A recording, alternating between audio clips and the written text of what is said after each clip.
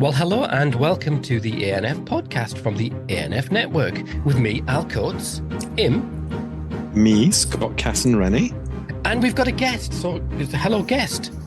Dr. Michael Lambert. Dr. Michael Lambert. There was a bit of confusion earlier where we thought you might be a professor for a moment, but that was fleeting. But you're definitely a doctor, so that's all very good. It depends how this goes. I'm not ruling out professorship just yet.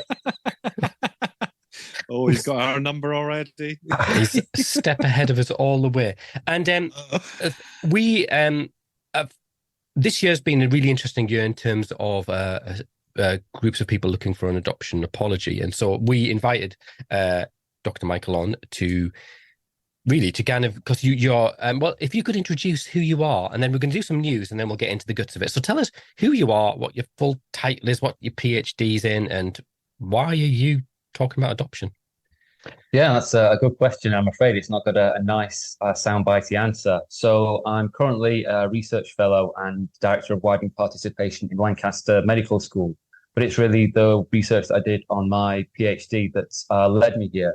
So I ended up looking at social work and the history of children and family services in England, primarily between 1940 and 1970. And it was in trying to unearth how and why policies were made, enacted, developed, using social work case files, and then tracing those through to local authorities, voluntary organizations, and then through to central government, and in some cases, international organizations. It's by encountering forced adoption in the archival record that then led me into the route where, when the inquiry was calling for evidence, that I had plenty of that, even though that wasn't what I started out looking for. Right. And I felt in a position to be able to contribute based on that. All right. I mean, it's quite a niche, it feels like a niche issue, like that specific period, social work between those periods. What kind of drew you into that? It's mainly the way the welfare state operated at that time. It's just a set of legislative dates, that means to be a convenient shorthand for anything else. That there was a period of time where it was very, very stable almost. So it's before the British Association of Social Workers was created in 1970, when there were lots of different streams feeding into it.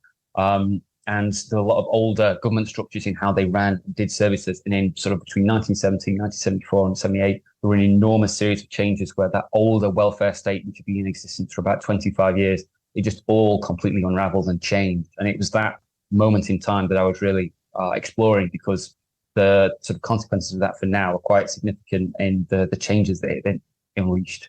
And so, yes, it is quite niche, but it's detailed. Well, I mean, we are going down a bit of a rabbit hole here, but when I did my social work degree, we studied law, which was part of that. And one bit of that was we went right back to the beginning, which was some things like the 1948 National Assistance Act, which is still hovering around. This is really niche, isn't it? But it matters. Yeah, absolutely. It matters when you're trying to unpick and unravel where responsibility lies and where and why and when things happened and how they did the way they did. That kind of granular level detail, understanding what it meant for people's lives, I think is the key. And it's those stories through. So that was the source of information I had. It wasn't I came to policy documents and stuff later. It was people's lives through social work case files. It was thousands of those that I was going through, reading, understanding, and how and why decisions were made about their lives. Because we are really going into the long grass here, but there's a story in my family that relates to the 1948 National Assistance Act. My dad's dad died in 1948, and my grandmother had to go, and she had 3 children, no money, and she had to go to a National Assistance Board and ask for money for shoes, and it cast such a shadow over everything that happened afterwards, because she was just so embarrassed and ashamed that she'd said, I think there were like 10 people who'd grilled her about why she couldn't afford shoes, and just, her husband had died, and it's just, so that stuff's really interesting, because it's still around, isn't it? It's still in the DNA of lots of families. Absolutely. It lurks underneath. I suppose once you start exploring your personal family's histories, those kinds of stories are far more common than I think people might realize. And then understanding the whole kind of apparatus that lay behind that incredibly stigmatizing decision making is exactly the kind of thing that I've been looking into. Smashing. So before we get on to adoption apology and policy, I have a couple of news items that I'd like you to comment on, Dr. Michael. and Scott to comment on. So we have just had the news that we have got a new children's minister. What do you think about that then, Scott? We've got a new minister came on board. He is David Johnson. He's the Now, can I just preface this part of the conversation, because for some bizarre reason, I'm not on social media as much as I used to be. And clearly, as I live in a different country, I don't actually see a lot of UK, England's news. So I did hear about this, and you've obviously put it on our little thing that we circulate. So this is the 10th minister since 2012. Yeah. And I think So the seventh since 2015. What's going on? Why has nobody in their right mind decided? Oh, I don't know. All I'll say is I did notice he got an OBE for something. I can't remember what it was now. That seemed quite relevant, but for goodness sake, for services to social mobility and education, which is lovely. But is he going to be here in a couple of weeks' time? Who knows? I'm not normally critical of stuff like this, but since they kicked me off the adopter reference group, I'm just going for the kill. Come on, guys, sort your shizzle out, because the last one was only there for less than a couple of months, and Like Coutinho, Coutinho, yeah. I just. I know. I don't know. Now, what can you say? What can you say? Yeah. Well, you can't say anything. I mean, it's a mockery. No. Let's ask Dr. Michael, because are you allowed to be political, Dr. Michael? To a point. Yeah, please don't call me Dr. Michael all the time, I mean, I'll call you Professor then. I'll say Professor Michael. Yeah, maybe I'll stick. Maybe the university will listen.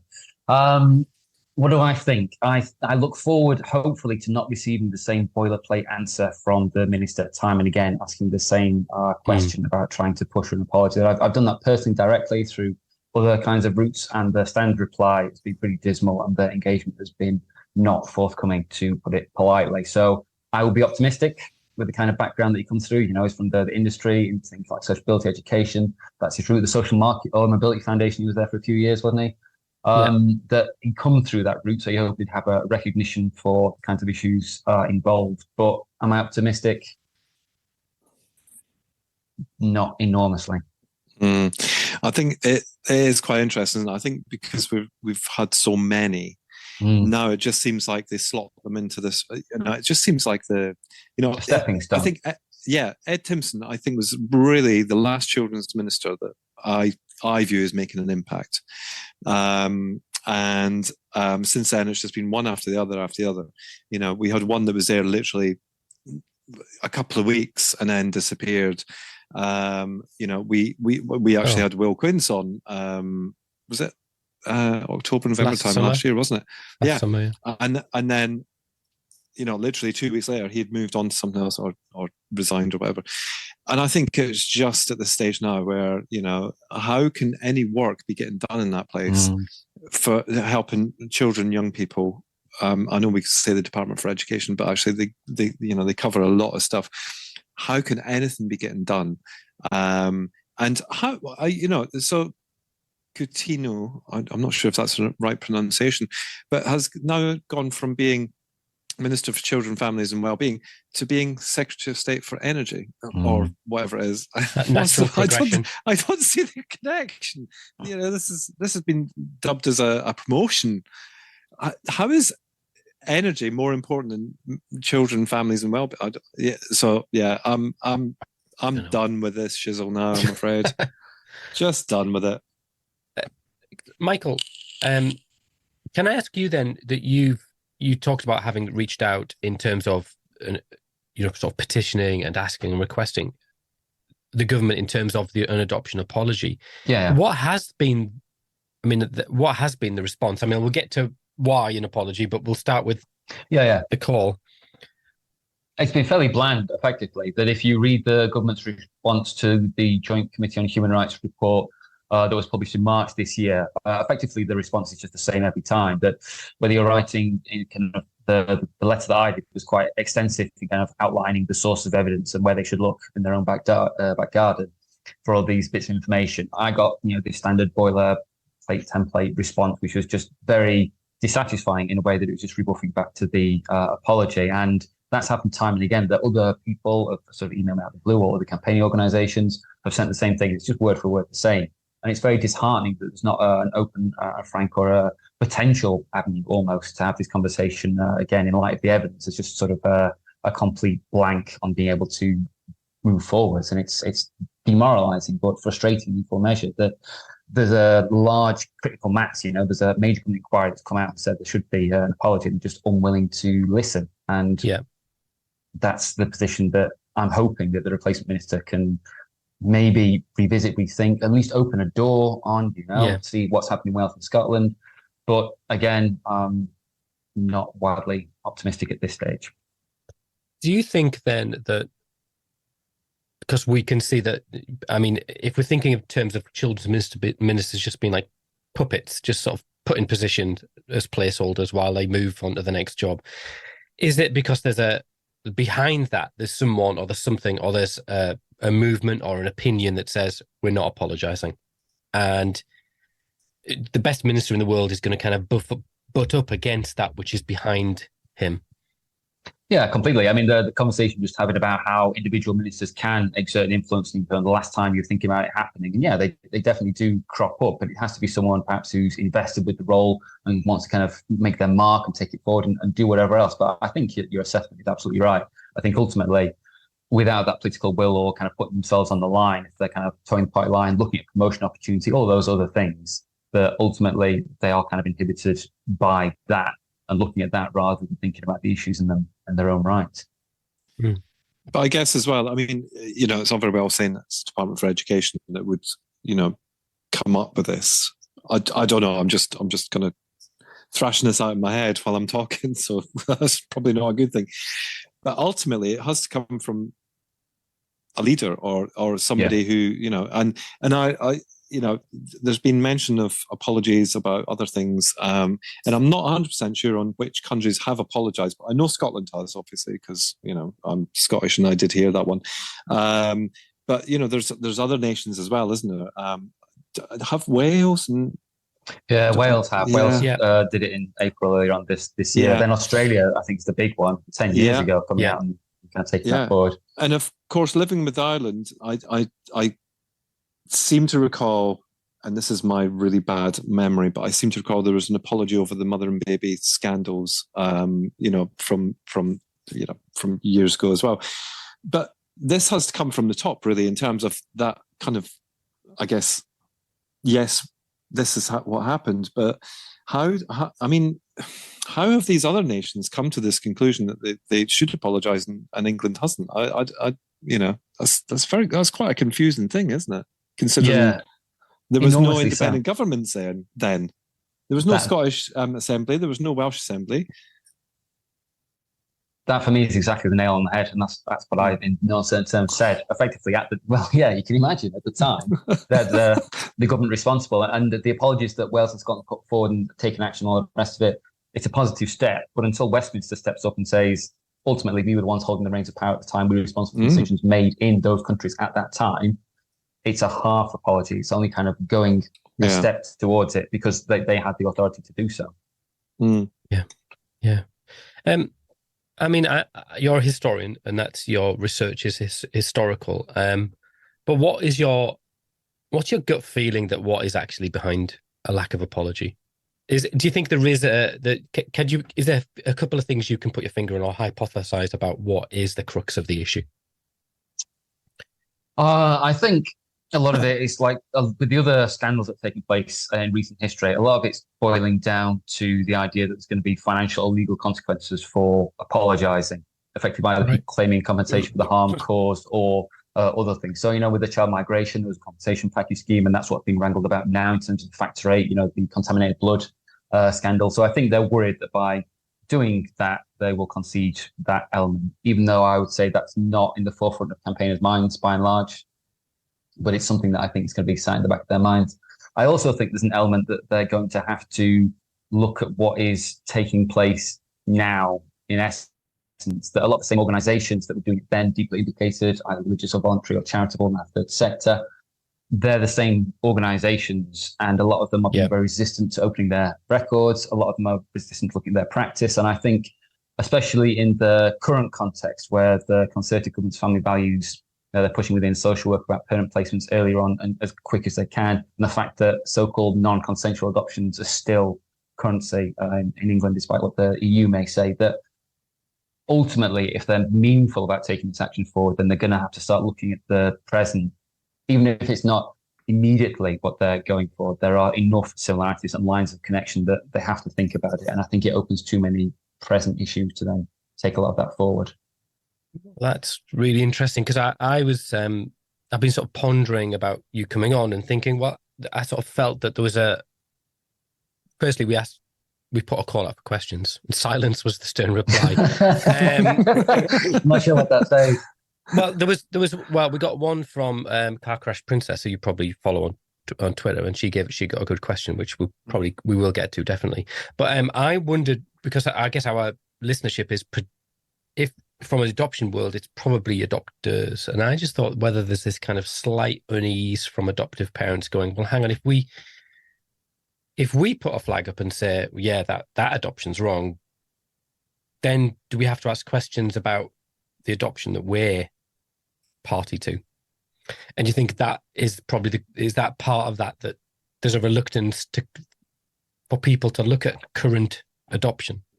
I'd say it's difficult. I'd say there's two elements to it as well. I think you're right that there is clearly a personal kind of positional point of view, which is inevitable in something like this when you start digging through and thinking about it, that says that how does that affect my intentions, my motivations, my reasons for doing things as well. But it's for me, the bigger policy dynamic that I'm more interested in, effectively, about the underpinning ways that happens, how it's done in law, how it affects social work, all those other bits and pieces as well. But I think that's the key, almost, that if you really start asking about that yes, the way that adoption has changed quite significantly, and the processes and mechanisms kind of legislatively use all those kind of day-to-day things, but a lot of the underlying principles and purposes of it are still comparable enough that it raises a lot of concerns.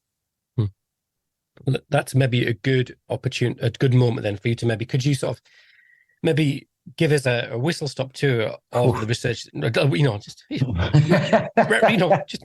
I'm sure that it's probably a Reith lecture, isn't it, in it? But really give us an understanding, because I think I'd always, if you'd have asked me, say 3 or 4, 5 or 10 years ago, said, oh, well, why were forced adoptions happening in 1965?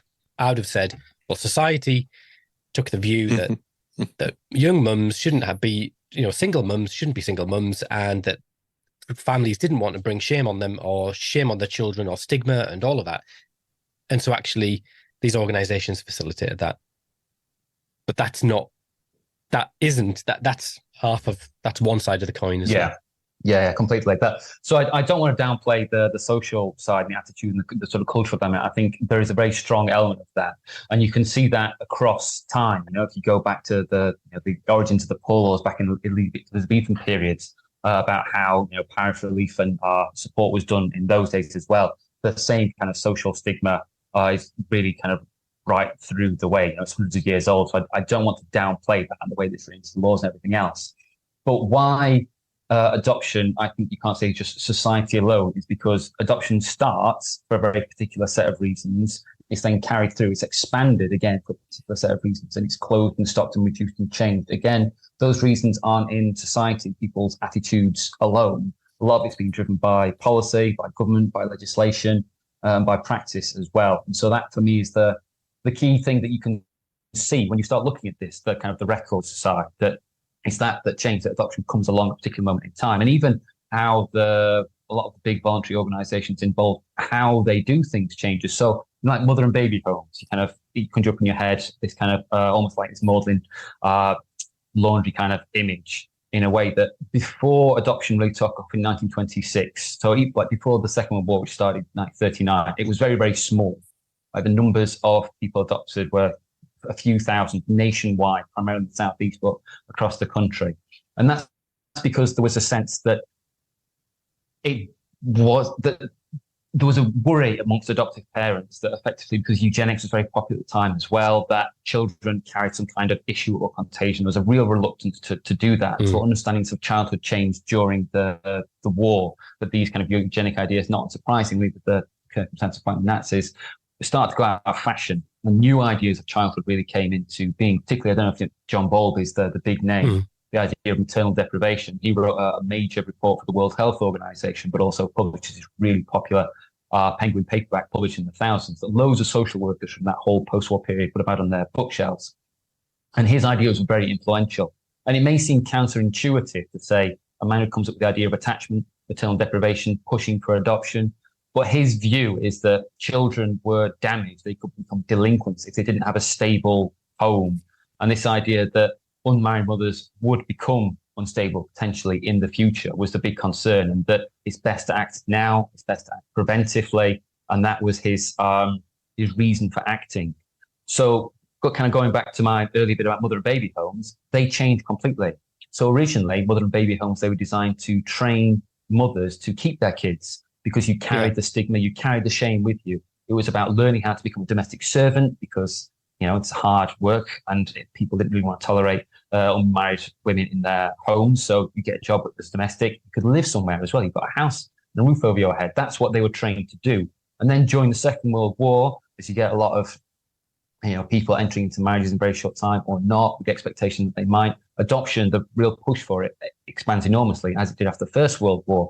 And all of a sudden, mother and baby homes go from training women to keep their kids to these domestic skills, they're very gendered, very kind of sexist way of doing it, through to the idea of adoption as a solution, as a way that had been in the background taking place, but all of a sudden there was a real shift in how it took place. And you can see again, the social attitude, by and large, it's similar. It's not changed overnight, but the whole reasons how why it's done, they change, and they change as a result of the war, but also because the government starts funding it effectively, and that's the big thing. There's a major it's very tedious, very bureaucratic, but there's a government circular where they send out instructions to local authorities. And this circular said, you need to start paying voluntary organisations or run your own baby homes for these purposes.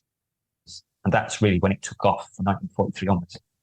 And that's quite a key moment then, isn't it? Because it's the difference between it being, it's a moment where they say, well, actually, we're going to put up some money for this because we think that this is science-based.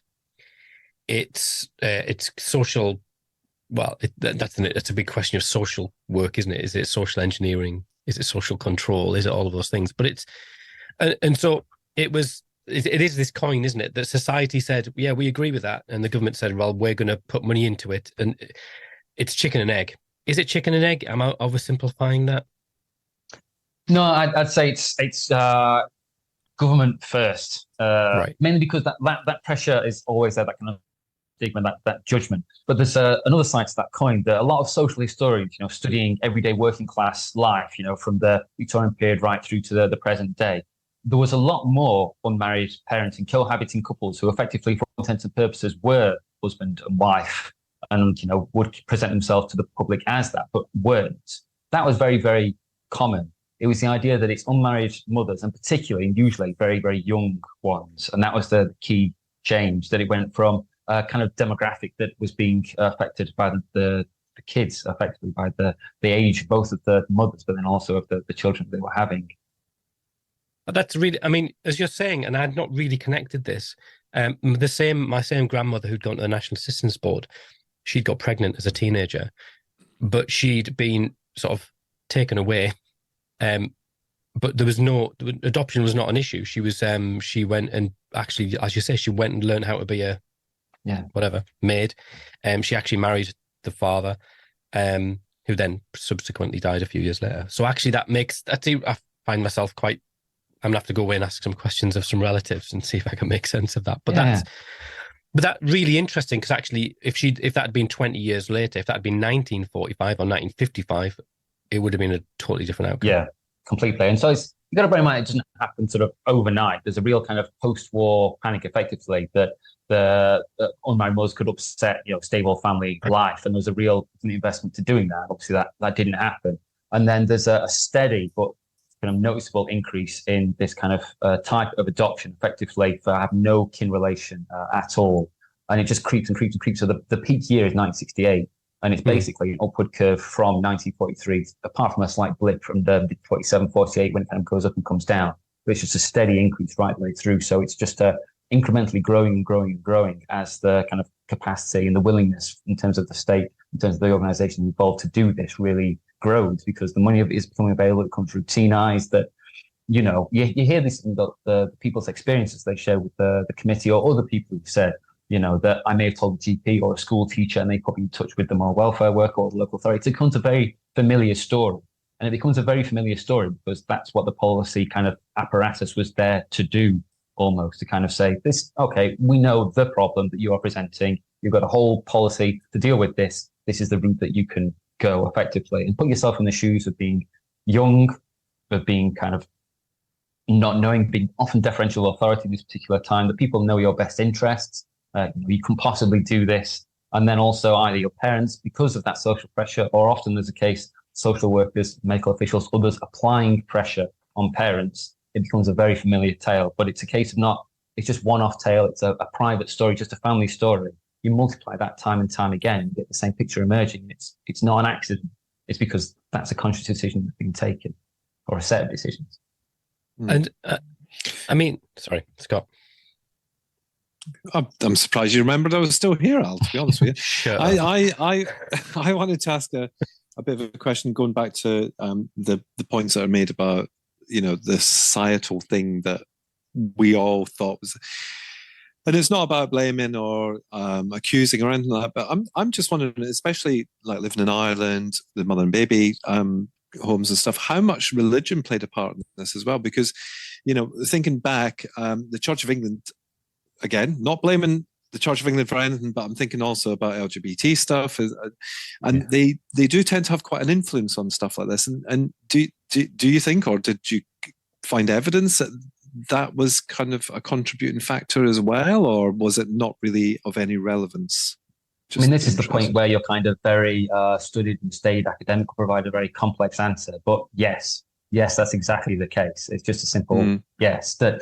So the reason that the church, both the Catholic Church and the Church of England, were major players in this is because, again, in 1943, 1944, when the National Health Service was being considered about what we're going to do, there was a conversation had about whether they should nationalise mother and baby homes effectively, because they wanted the service to be provided. They were taking hospitals and everything else. Why not mother and baby homes? And the Church of England, along with the Catholic Church and the officials in the Ministry of Health, they all sit down. The church kind of put a lot of pressure on that this is a moral issue, it's a religious issue. You can't take it away from us effectively. And they kick up a stink. They don't end up nationalising, but they still end up using them effectively.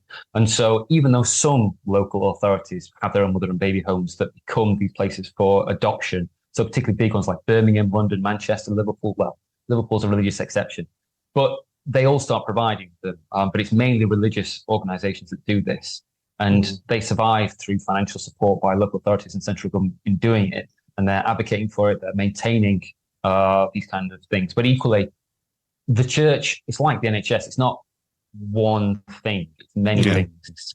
So it's done on a kind of a local level by diocese, and there's differences, like important differences between what happens in England, the Church of England versus Church of Scotland. And then again, Northern Ireland is a slightly different case. But in every instance, that the different church faith organisations, so it's not just moral welfare. You've got the Salvation Army, you've got the Church Army, all those kind of charitable, quasi-religious evangelical organisations involved effectively, and they're a main player in sustaining it. So when the ministry starts having discussions about should they wind things down, should they change policy, they're lobbying constantly to say, you know, we need to improve this, continue it, expand it. Unmet demand for our homes. We can't take as many more. Please give us more money. That whole kind of thing. And that's done both locally, like lobbying local authorities, but also by big religious figures lobbying central government.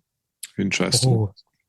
And it is. And so as part of the request for an apology, has there been a reaching out to those faith organisations? Because the Church of England is the state religion, technically. How relevant that is now, I don't know. But they still have have the synod, they have we also have the Catholic the Catholic churches were involved. I think you'd mentioned them, but Yeah.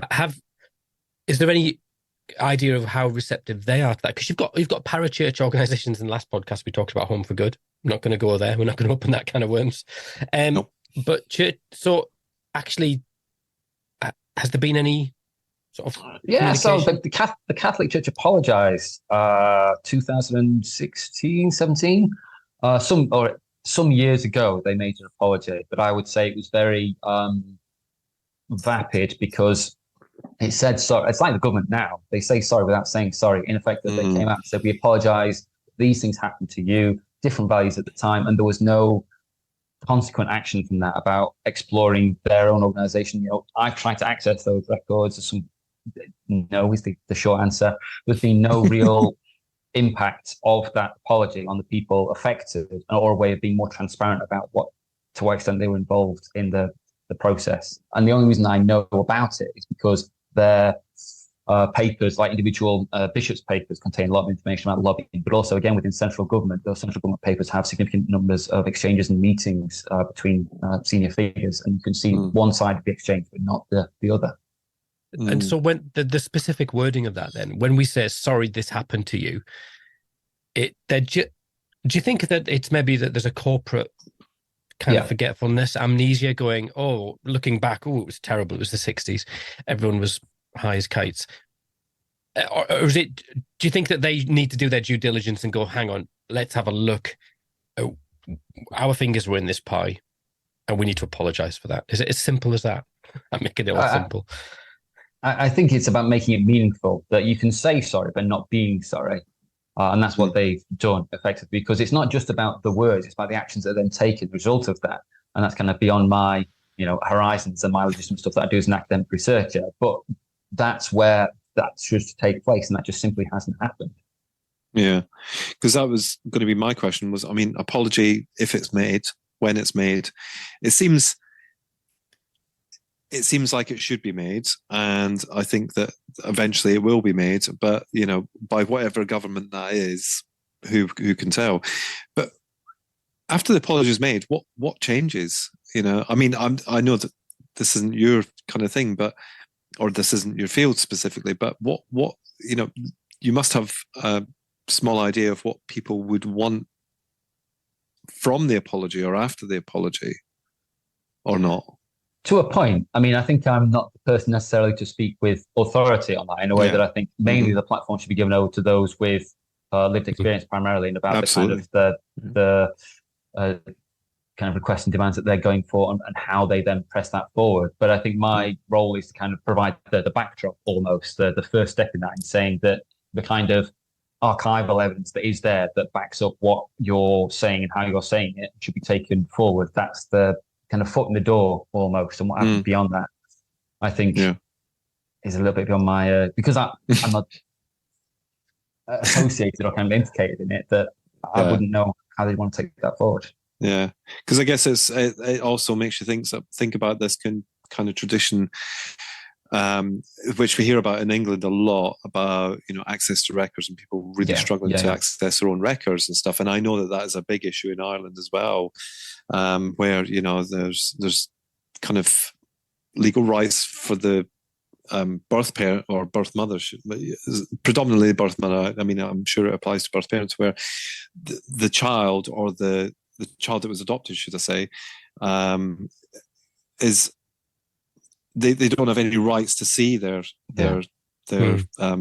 files, and in the UK, they have to go to this person or that person to be thinking. So I guess it's all very well with an apology, but actually, what are we going to do to be able to make sure that these people who were affected by that are actually able to find out about that page in the book, or those dozen pages in the book that have been torn out for them. Completely. I think that's exactly it. In a way, you hear about those really difficult stories about trying to piece back together your own identity, and the real gatekeeping and difficulties that take place as a result of that, not necessarily on an individual level, because that's how the system works. And I know there are a lot of demands and pressure around that. I think the thing that I would like most from it is that conversation and the difficulty that goes with it, in a sense of that feeling of relinquishment, that I was given up, I was surrendered, I was Yeah. There was no love there at all. And Yeah. I don't know how that is to feel in that kind of experiential side of it. I mean, I can imagine, but I don't know. And being able to say on the historical record, the kind of recognized one, we can say the amount of coercion, pressure, in some instances, violence that's then applied as a result of that. That's an historical record, and it allows people to see what happened in a different light that puts yourself in the shoes of those impacted by it. And for me, that's the most important thing I think that can be added by an apology from my point of view in changing the record there, alongside the kind of requests and demands of those with lived experience that are campaigning for the broader gains as a result. Yeah, because you mentioned at the beginning that perhaps the fear is that financial implications, that there's going to be some sort of class action suit. But actually, I've never heard anyone. I can't think of any instance where I've heard people saying, "Oh, I want compensation." People are often talking about, "I want an apology and I want my records. I want to know the truth." I'd say, to kind of dig the knife in further to the extent of government involvement, that the exception to that is the use of silvestrol. The drug whereby it kind of dried up mothers' breast milk early on, deeply carcinogenic. And there has been in Scotland an action as a result of that, because a lot of people, unfortunately, have died prior to even coming to that. But I think that's not forced adoption immediate in the same bit. It's specifically around the use of the drug. Obviously, the two are linked, but that's where the request has come from. I'd not heard that. I didn't know whether you had, Scott, about the use of forced medication. So it's an estrogen drug. In fact, they're used in Australia, and if you read through their inquiry report about the widespread and harmful use of it, effectively, that initially this is how damaging. So this is the Australian example rather than England, that they were injecting it into mothers during childbirth, and the reason they stopped doing it to them during childbirth because they knew it was harmful. They didn't want to hurt the child, so they kept on doing it to the mothers, well full knowing, as they did across the world at that time in the 50s, that it was causing all sorts of very harmful side effects, but they didn't want it to impact the children. And that became apparent quite early on there. Now, unfortunately, that there is a tranche of files in the UK covering that similar period, but they're all closed. So I've not had access to them. So stuff that I've looked at is the very medico-scientific stuff from the Medical Research Council, stuff like that. So it's kind of trying to come at the same subject from a different angle. There is material, I just can't look at it. Yeah, I think I've probably mentioned it on the podcast before, but I worked when I first qualified, which was 2000 and it was 10 years ago. Actually, 10 years ago yesterday I qualified. Well done. You've done the same job for 10 years. Imagine if you were a children's minister. I tell you, I'm on fire. But I worked for an agency that was formerly Catholic, the Catholic care agency, so it did fostering and adoption, and they employed someone 20 hours a week, and his job was literally, he used to come to work in his overalls. He was a social worker, and he'd come, and he would go, I've got a letter, and he'd go, right, I'm going to go, and he would spend a day in a loft in a basement, behind walls, and he would dig out he was a great guy, and he took it so seriously. But that, I don't know whether that's the exception or the rule, and lots of agencies, the agencies that were present in 1970 and maybe not the ones that are present now, and where have those records gone? And it just feels like an open wound for so many people. Yeah, completely. And I think part of it is trying to then part of it's difficult in tracking down where your history is, in a way that knowing that you were adopted isn't enough, in a sense that you then have to know whereabouts and which organization is, and the kind of the constellation of organizations, big, great, and small, and in between, mean that the amount of onus that's placed on you to go looking for it effectively.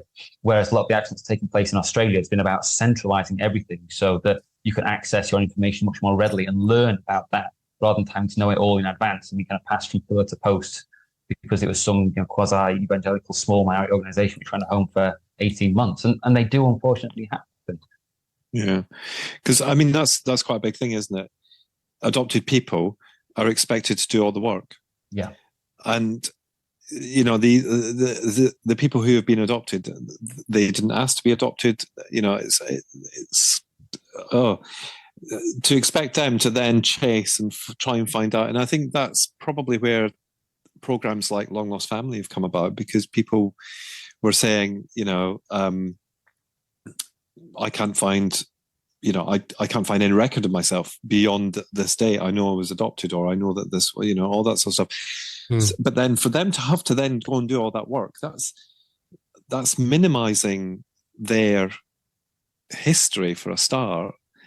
But we're also compounding their pain. Yeah, absolutely. Yeah, it's madness, and I think like if Australia was able to do that and set a precedent, I know we can't change the past, and I get that, and as sad as it is, but if we can change the future in the here and now by doing something really, really kind of, I don't want to use the word out of the box, but you kind of just admit that you got it wrong, and we're going to do this as a not as a solution, because there's no solution to it, but as a way of being able to, so that you don't have to do all the hard work. We and if we don't have the information, then that's kind of another issue. But it's just sorry, I've just had a little mini rant there, I think. Well, rather than can I remind you, Scott, of the interview earlier in the year, we've not released it yet. We had an interview with Bernardo's in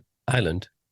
Yes, we did. Yes, you're right. And their role is basically restorative for families. Mm-hmm. It's a permanent open door to support families or adult adoptees. And I think we'll put this out maybe the week after. That would be really good to do this, and people can listen to see what the actions that they've taken. Can I ask a question, Michael? So as we've talked, I, as an adoptive parent, I felt quite uncomfortable with some of this because it's part of my, I can't pretend it's not, I'm not an adoptive parent. I'd like to think that there was sort of some point in time where there was a clean break and we went, oh, no, we're going to be much more ethical. But I'm suspecting that you're going to tell me there's not. I am. All right, you are. Yeah. Good. Yeah. Right.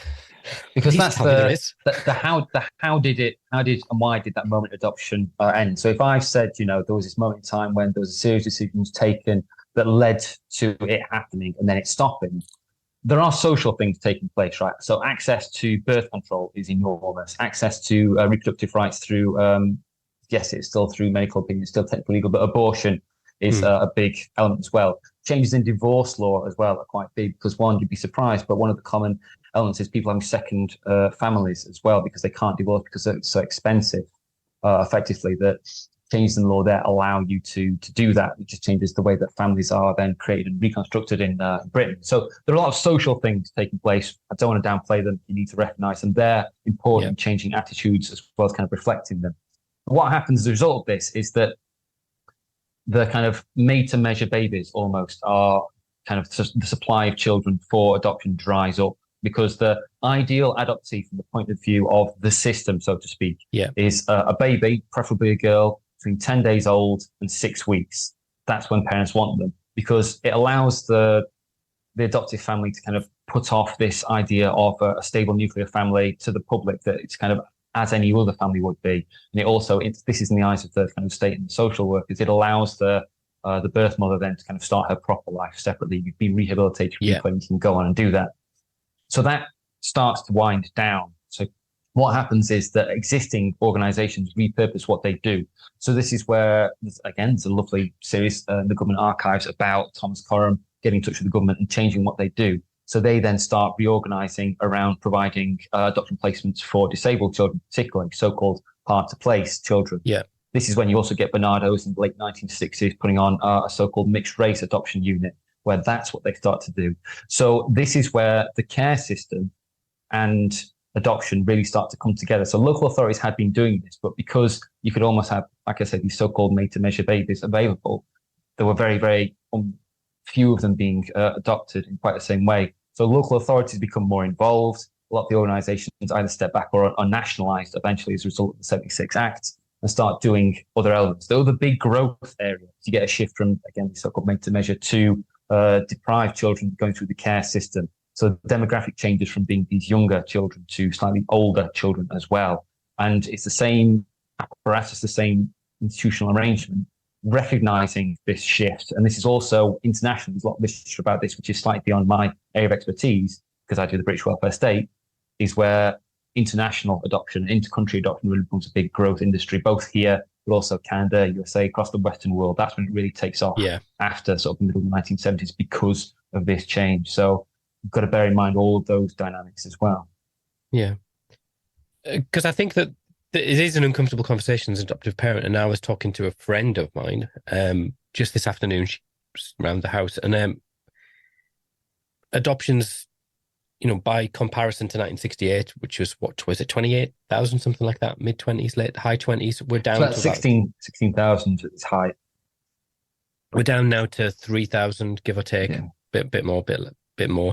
And I think that as an adoptive parent, I don't know, Scott, what do you think? How do you feel about adoption now? Michael, what do you think about adoption now?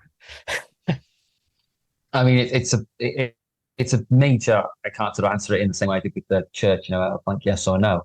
But I think you've got, for me as a historian, I always see those continuities. Don't get me wrong, like I said, there are elements of change, and beyond what happened in 76, like obviously the subsequent changes as well, and how adoption is done, what it's for, and how it's managed. And there are those elements of change, but you can still see the continuities underneath them about the notions that there are right kinds of family and wrong kinds of family. And that's effectively what it's saying, in essence, that children need to be rescued or salvaged from these wrong kind of families, and they are judged by the state, by government, by neglect or abuse, or how that's defined and understood, or for whatever particular reason.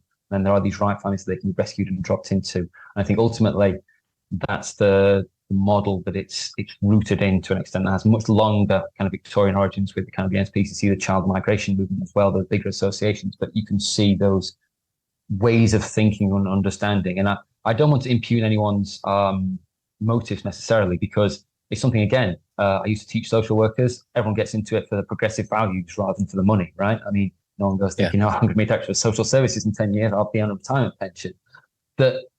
There's always a difference between that motivation for getting into and doing something and the system, of laser forces and policies and legislation it's a part of. And it's a very difficult reconciliation between the two, because it asks those and poses those very difficult and uncomfortable questions. Scott, what do you think about adoption now? Well, I have been thinking about this a lot since Michael agreed to come on, actually, because I think I generally do anyway. I think about it a lot, but my opinion and views on it have changed a lot over the years, actually. And I think back even in the lifetime of this podcast, we started this podcast in 2016, I think. And I think sometimes, not very often, but sometimes I do go back and listen to some episodes, and I just think, how wet behind the lugs were we in terms of our language, our terminology, all that sort of stuff. And bearing in mind, I mean, I was working at Adoption UK then, and for me, at that point in time, the priority working at Adoption UK was supporting other parents. Fine, granted, that's what I was there to do. That was my job. That was within my my job titles and stuff.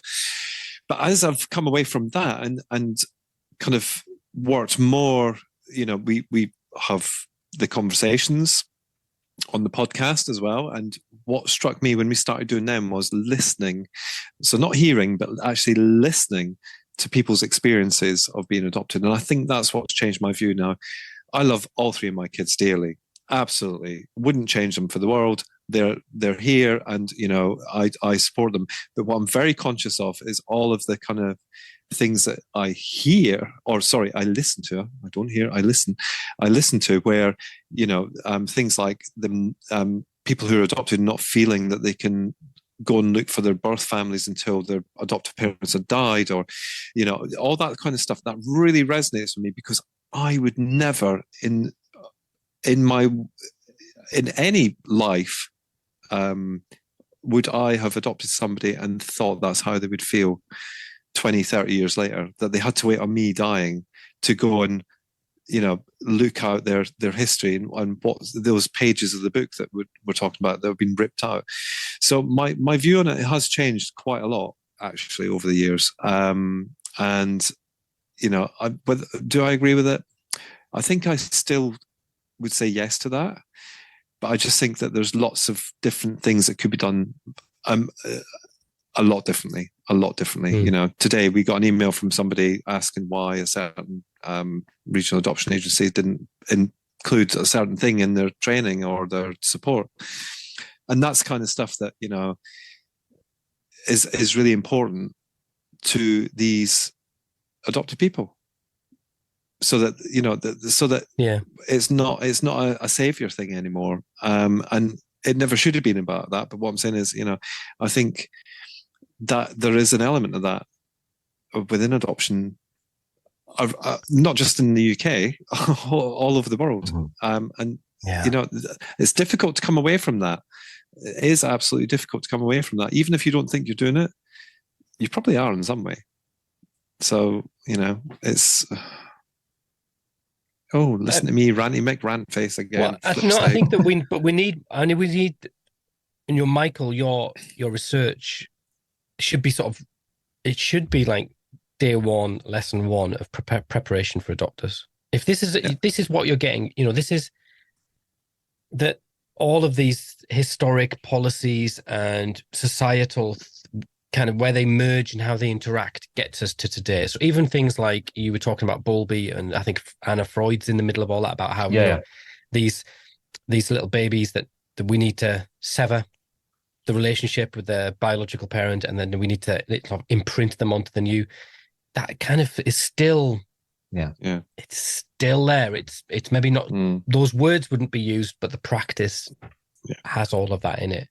And I think, I just find it fascinating. I don't have an answer. That's what I find really interesting. But just, you've asked me and Michael. What about you, Al? What's your views on it? Yeah. Do you know what? What is really interesting is I've really thought about this, and I was talking to the good Mrs. Coates, and we were saying that actually, on reflection, our children needed to not live with their biological parents. There's a full stop, right? That was not for their welfare, but actually, what legal order? The severance of that link. And I think for some of my children that was appropriate and remains appropriate, and the police have told us that's appropriate. For some of my children, with hindsight, that was just shocking for everyone involved. But I was 27, it was 2000, and I just did as I was told, which a lot of adopters do. The power dynamic is the system says you do it like this. Absolutely, yeah. It takes a very headstrong, self-assured adopter to kind of go, I read a book and I'm going to do it like this.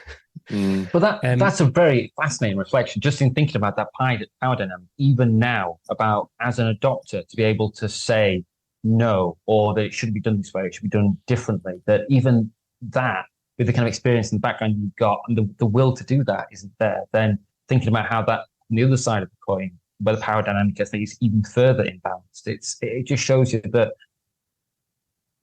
it's not necessarily that individual interaction, it's how the whole system plays out and its purpose. And that's what I'm saying, that there's this ideology about doing it about right families and wrong families and shifting kids, but that's realized through law, through money for different organizations, through how the whole bit fits together, and that's intentional. And that's kind of, it's very interesting to hear you reflect on that kind of that power in the decisions and the consequences they then bring for you.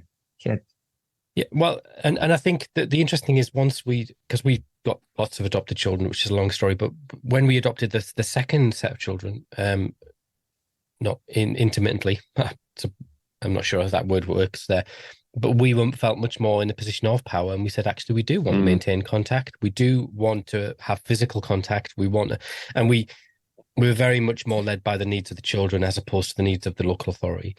And I just think that what I feel like I'm coming to is that actually we need to just forget the Tories. And so it was interesting. It wasn't an accident we were talking about the Tories at the beginning. And obviously you've all got jobs, so it doesn't matter to you. But Dr. Michael's a doctor. He can't be going around calling the Tories names. So my thought is that in some ways the care review dropped the ball. It didn't. It just kind of went, oh, is there anything we could tweak? But actually, we need a review. It feels like we need a government review of adoption that says, this is why we need an apology. This is who needs to give it. This is the future message, but also this is what adoption needs to. If we're going to keep adoption, these are the bits we want to keep. These are the bits we need to ditch. Yeah, I'm aiming high. You are, but maybe that's why they're not doing it, because they know how much work that is. And the consequences. Yeah, absolutely. Well, I mean, that's been the difference between the Joint Committee on Human Rights. If you look at that, that was not a statutory inquiry. So, have the same power to compel witnesses to bring, invest and do all these things and try to come to this opinion in a way that, a lot of the child abuse inquiries have. So putting something on that footing to kind of do the kind of thing you're saying would be a step towards it. But I think there'd be a reluctance to do that because of the consequences if they were kind of handled in a meaningful way, in an independent arm's length way, rather than one that can be controlled or ignored, as in the case with the JCHR report. It feels like there's maybe a moment now where we could start to lobby the potential new government. It seems like there's maybe a window of opportunity that we could have something. We've got a year, maybe. And so do you know of any move to kind of twist Labour's arm? Is Helen Hayes still? There's been a reshuffle again, hasn't it? Yeah. So is Helen Hayes still the children's minister? Shadow minister? Yeah, I checked today. She announced it in all her glory on her social media that she'd been retained rather than dumped. Excellent. But at least there's some consistency then. We've had her on the podcast. She was lovely, wasn't she? Yeah, she was good, actually. Yeah. I think she was slightly suspicious of us. On reflection. She's clearly listened to too many podcasts, hasn't she? Well, she's got someone else to listen to. Yeah. Michael, that's been fascinating. And I feel like this I'd love to have a pint with you and we could really unpick all of this because it feels like there's so much more to discover and unpick. Yeah. Yes. I was just going to say, Michael, a pint for Al is a pint of squash because a pint of anything else, he would be a mess. So just putting it out there, just in case that should ever happen. It's literally a pint of squash, and that's it. Yeah.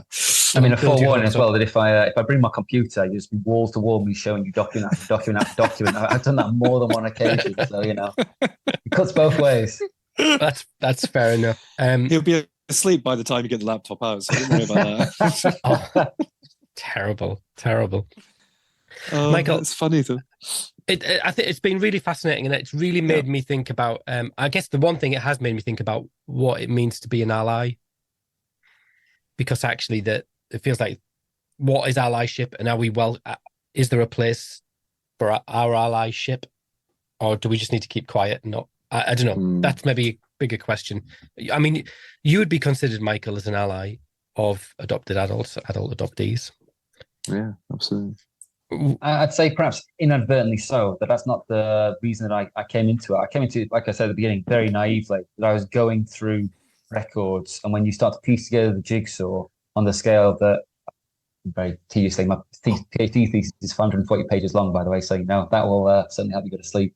But on the scale that I have done, and you can sort of see it, and the organization, the orchestration behind it, I'm left in absolutely no doubt about where the kind of the right side of history is. And then I think that leaves me with the responsibility to do something about it, having seen it. So that's why I was thinking that's really tricky, isn't it? Because you kind of opened up a folder one day and it's kind of turned your life in a slightly different direction, hasn't it? As someone who normally does financial relationships in the National Health Service in the 1980s, yes, it has. That sounds like a page turner.